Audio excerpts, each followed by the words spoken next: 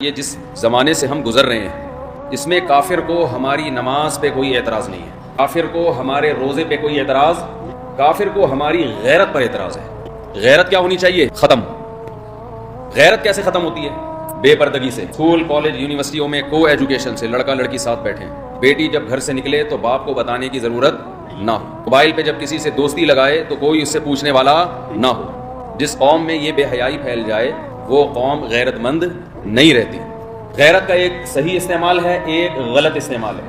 عرب بڑے غیرت مند تھے، تبھی اللہ تعالیٰ نے اس قوم کے لیے اپنے حبیب محمد صلی اللہ علیہ وسلم کو منتخب کیا، کیونکہ محمد صلی اللہ علیہ وسلم کے بعد کسی پیغمبر نے نہیں آنا تھا، تو اللہ نے ایسی قوم کا انتخاب کیا جو اس وقت غیرت میں سب سے اعلیٰ مقام پر تھی۔ اللہ نے موسیٰ علیہ السلام کو بنی اسرائیل کے پاس بھیجا، کیونکہ موسیٰ علیہ السلام آخری نبی نہیں تھے۔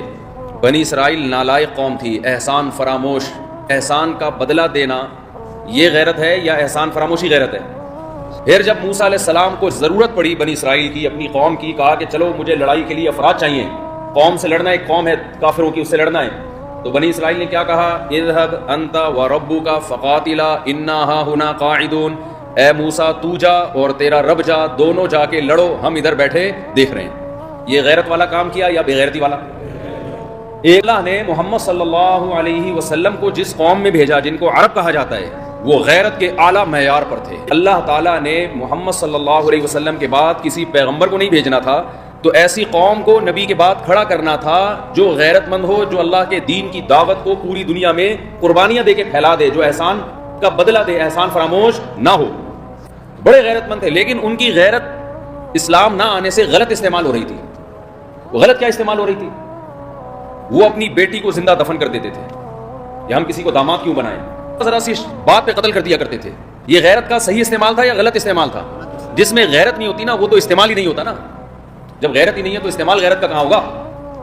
تو اسلام غیرت کو پسند کرتا ہے۔ صحابہ کرام کی غیرت غلط استعمال ہو رہی تھی اسلام سے پہلے، بیٹی کو زندہ دفن کر رہے تھے، اسلام نے اس غیرت کے رخ کو کیا کر دیا؟ ٹھیک کر دیا کہ نکاح میں اور زنا میں کیا ہے، حلال میں اور حرام میں کیا ہے، فرق ہے۔ تو اللہ نے جس قوم کو بھی غیرت دی ہے وہ بے حیائی کو کبھی بھی پسند نہیں کرے گی۔ جس قوم کو بھی اللہ نے غیرت دی، آج باقاعدہ پیسہ خرچ کر کے تعلیم اور ایجوکیشن کے نام پہ ہماری غیرت کو، ہماری عورتوں کی حیا کو ختم کیا جا رہا ہے۔ اس کو بچانے کی کوشش کرو، زور لگاؤ، اس ایڑی چوٹی کا زور لگاؤ، اپنے حکمرانوں پہ دباؤ ڈالو، احتجاج کرو، بھائی ہمیں یہ کو ایجوکیشن سسٹم نہیں چاہیے۔